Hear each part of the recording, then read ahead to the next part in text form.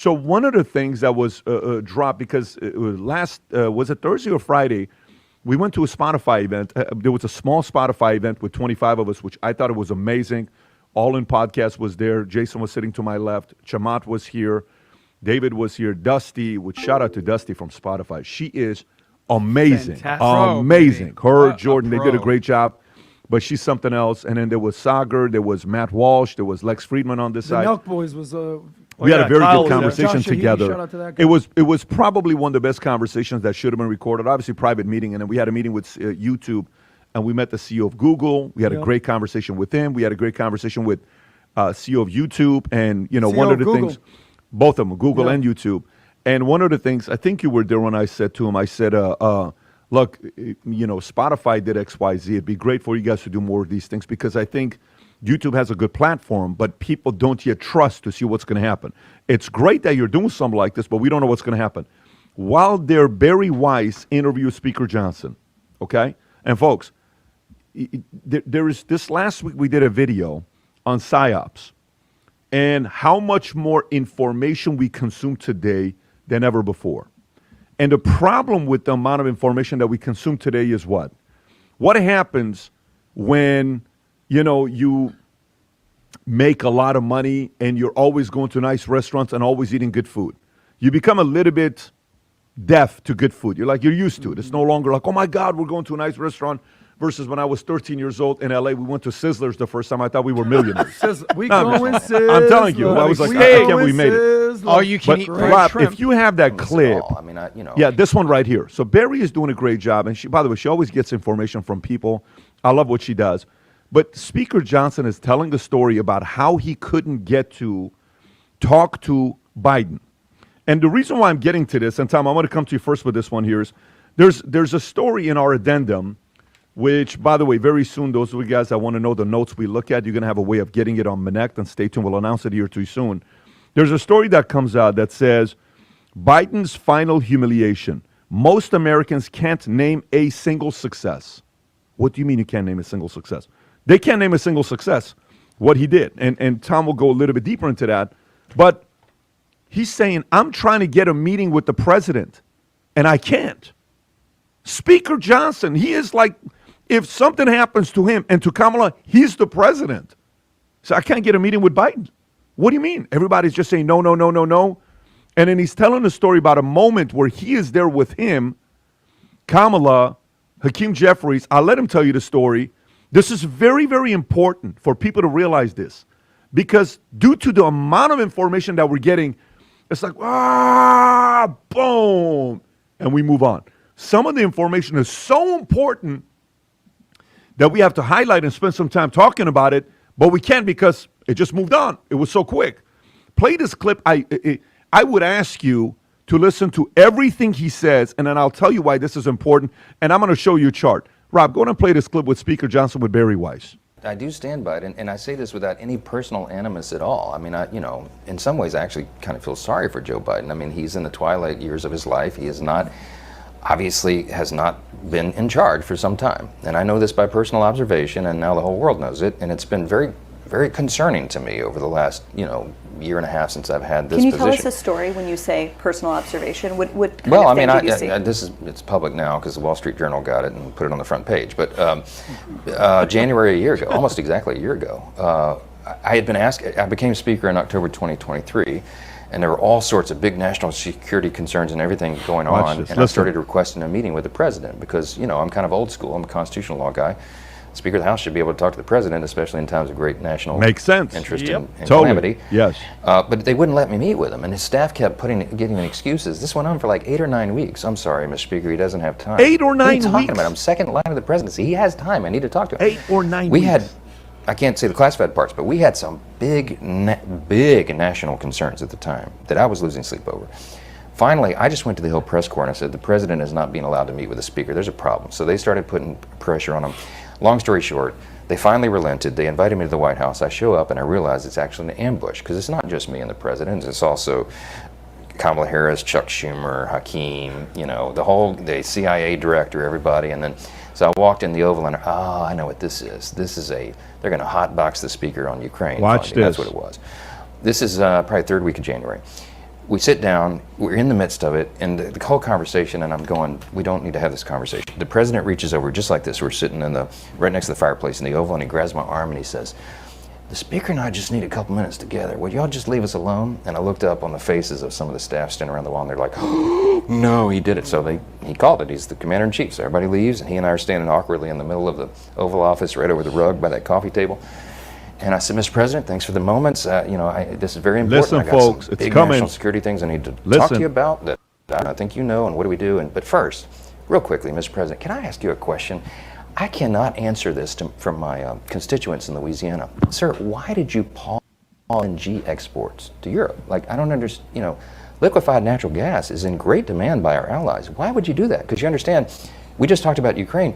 You understand you're fueling Vladimir Putin's war machine because they got to get their gas from him, And he looks at me stunned with this, and he said, I didn't do that. And I said, Bingo. Mr. President, yes, you did. It was an executive order 3 weeks ago. And he goes, "No, I didn't do that." And he's arguing with me. I said, "Mr. President, respectfully, could I go out here and ask your secretary to print it out? We'll read it together. You definitely did that." And he goes, "Oh, you talk about natural gas." "Yes, sir." He said, No, you misunderstand. He said, "What I did is I signed this thing we're gonna conduct a study on the effects of LNG."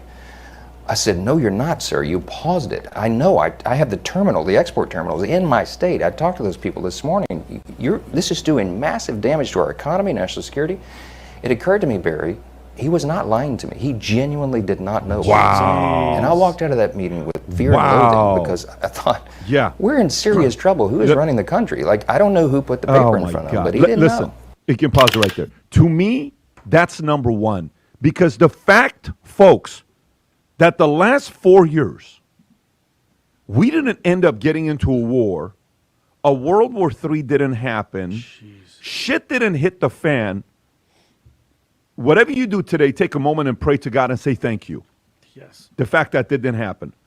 Because he was a prop, Hakeem Jeffries, Schumer, Kamala, maybe a method through Obama. All of these guys were using him as a prop based on him saying, "I don't know." What do you mean you don't know? By the way, I'm a CEO. I don't know how many C-suite executives do I have, multi-six-figure guys that report to me in all the companies combined. C-suite executives. Let's say 5 of them. Okay, so if I got 5 of them that are, and how many do you have that are reporting to you? Another 5? I got 3 of them. Okay, so how many of them, if they needed to get a hold of me, they would get a hold of me? What do they need to do to get a hold of me if they need to have a 15-minute meeting? I ensure that they have access transparency for emergency orders. But if they needed to do it, what would they do? They would text you immediately. Okay, so let's go to a bigger organization. Go to an organization like Apple, Tim Cook. Go to a bigger organization like Amazon, okay, Andy Jassy or Jeff Bezos. Go to Facebook, Zuck. Go to, Tesla, SpaceX, Twitter. Do you think if the number 2 to Elon, to Tim Cook, to any of these guys, if they want to have a meeting with him today, what do you think they need to do to get on a call? 8 or 9 weeks? That could be the prevention of a war. What are you talking about? The fact that Speaker Johnson couldn't get a... And the reason why this is important, P. Rob, I just sent a chart to you. It's very important for us to understand this and analyze this, folks, moving forward, because this is the problem we're facing. Here's the study that was done by this article, guys. I think everybody needs to look at this. It's explaining the defining the future of human information consumption, okay? And this is the problem that we have. Go a little bit lower, Rob, if you could keep going to the first big chart. Keep going. Okay, look at that one right there, folks. Do you see that chart? Here's what that chart says. It says percentage of waking hours consuming information. Let me say this to you one more time. Look at that chart. This is scary. Vinny, that's the percentage of your waking hours consuming information. In 1900s was only 10% of your time. It was word of mouth, right? People were in the newspaper. Go to 80s. Yeah. It's 40%. Today, 80% of your waking hours, you're consuming information. If you go a little bit above that, Rob, It says the average global consumer spends 82 hours a week consuming information. Jeez. That's people say, well, nobody works 80 hours a week. Your brain is working 80 hours a week just consuming information right now. Okay, and assuming an average of 7 hours of sleep per night, this means 69% of your waking hours is engaged on consuming information. So here's the question. Somebody sends me something the other day, 2 days ago. The guy says, hey, Pat, check this out. look at this guy hanging out with this guy, and look at this guy hanging out with that guy from the insurance company, whatever's from the previous 15 years ago. And I text back to the contact, I said, signal, and then what is that, what that thing is? Noise. What do you call this thing that's... greater than. Greater than, yeah. Signal is greater than noise. Yep. You know what the point was? Hey, stop giving me noise. One of the words for this year. Why am I sharing this with you? Speaker Johnson saying this to Barry Weiss, and he's just going, I forgot about what happened. That was just 4 days ago. Yep. And maybe the biggest story that was dropped before Trump becoming president. The fact that Biden was never president. This was all an act, and he was controlled. And the Speaker of the House, the number 2 guy beyond the president, is saying something like this. Tom, for you, when you hear something like this, and specifically the story, when people are saying, what is the biggest accomplishment? How do you process all of this? Well, first of all, I think it's horrifying and really unfortunate that only 37% of people surveyed. This was a survey of 1,000 people, so this is a reasonable survey from a very reasonable organization. Across Democrats and Republicans, only 37% strongly agreed that they could not recall one. 37% said, I strongly feel I can't recall one. Well, what trends or what themes do you remember? I remember inflation, and I remember unemployment, and I remember his mental fitness. Those are the 3 things. It's like when you're talking to a citizen right before the election. Remember, we covered this. Valuetainment had, weekly election countdown shows. And guess what? People wanted to talk about inflation, immigration, and the overall economy in their state, right? Inflation was personal, That's what they want. So they go here. But I back up to, and I think that's tragic, that's all people remember. You know why? Because there's nothing else to remember. Then go to Speaker Johnson. Listen very carefully to what happened there. We had natural gas workers shut down. So people with jobs had their jobs, whether it was either furloughs or people shut down in Louisiana, where they were shipping natural gas out. Workers hurt. We weren't exporting the natural gas, so we're not making money on that. There is no reason for the U.S. to be doing that. So my greater question, Pat, was who called that shot, and how did they get it through the people that were putting that paper in front of Biden? That shot was a non-American benefit. Absolutely not. That somebody got a piece of paper under Biden's hand and got him to sign it. My concern is if he's not the president, good Lord, who was, and why were they doing something that was against our workers, our economy, our best interest, and helping Europe through a cold winter get natural gas so that you don't have them buying it from Putin? I look at that and I'm like, China would like that, right? Certain people would like that. Globalists would like that. Nobody who's thinking about the best interests of the United States or our allies would want that. That's what scares the hell out of me of that very specific situation. And you called it that for all the people out there who are still kind of lost in la la land. That is called the deep state. And let's be honest, Pat.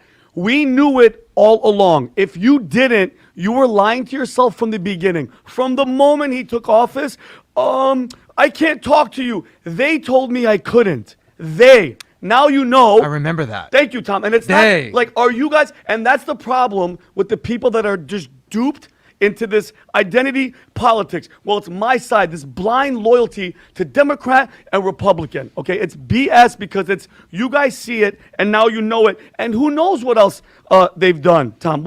Every single decision now after hearing that is tainted. I've never trusted him. You understand exactly what's going on with this guy. And it's all those people. It's all the puppets. He named who? Did you notice who he named? Who did he name, Pat? Chuck Schumer. Who else? Hakeem Jeffries.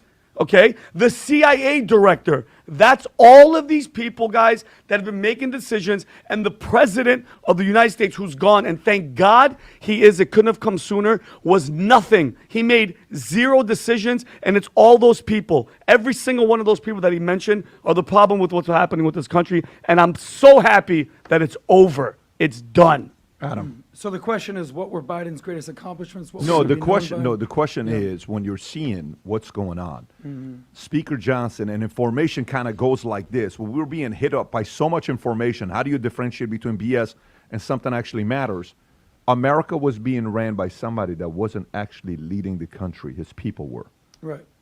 Well, I think it's pretty clear at this point that we were all lied to for 4 years about his cognitive decline, what was going on with his health. We saw that absolute gaffe machine happen when he debated Trump before Kamala replaced him. But I think a few things here. Number one, what we're going to see is more accountability, more transparency, and more actual answers. One of my favorite moments with you is when you were sitting with Trump, Pat, and you said to Trump, one of my favorite moments of yours, of your administration, was when you were in the room with Chuck Schumer, and Nancy, and you said, it was vlog style, I believe you called it, and you're like, all right, no. You know, if you don't want to shut down the government, I'll own it, Chuck. I'll own it. And he goes, okay. And boom, we saw what happened. That's complete transparency. We had the exact opposite of transparency with the Biden administration. Now, you know, Trump's coming out there basically saying there's going to be the golden age of America. I think a lot of that will have to do with saving money versus spending money. When I think of the Biden administration, when I think of what they've done, and I think of their accomplishments, and I'm going to list some of the accomplishments. You know, if you're a Biden fan or someone that like voted for Kamala this time around, you might be like, well, what about the American Rescue Plan in 2021? What about that? Well, you know, they printed $2 trillion, right? Inflation went up. All right, well, what about the Infrastructure and Jobs Act? Another $1 trillion. What about the Chips and Science Act? More money. What about the Inflation Reduction Act, which actually had nothing to do with inflation, was actually climate change? So it's like, what happened there? All that had to do to me was spend more money, quantitative easing, quantitative tightening, everything we talked about that. So what happened with that? The byproduct was this. I think you can agree with this. The rich got richer. Elon's richer, Bezos is richer, Zuck's richer, we're richer, but the have-nots are all poor. If you have assets, if you own a home, if you own stocks, if you own crypto, you're richer than you were likely 4 years ago. But for the average man, for the average woman, the average person trying to start a family, the average Gen Z, the average millennial, they're like, yo, what about me, Biden? And nothing worked out in their favor. So in that regard, I think a lot of people are going to say, you did nothing for me, Biden. Yeah, I mean, in other words, Biden's greatest accomplishment was he helped the rich get richer, the poor get poorer. I agree. This is going to be a very, very unique era we're going through, and we're going to learn a lot the next 4 years. And like I said, in 2025, the year of surprises, the surprises are just getting warmed up. So if you think you're very good at predictions, don't forget, go to vtnews.ai, make your predictions. There's 100 days we're going to go through. I think we're barely on day 19 of different predictions being made. Obviously, it's day 2 today, but there's been 19 predictions so far. Go claim your predictions. The next 100 days, we're going to go through this on a weekly basis on a podcast. We're excited to see which one of you guys is going to be very good at making predictions. If you enjoyed this video, you want to watch more videos like this, click here. And if you want to watch the entire podcast, click here.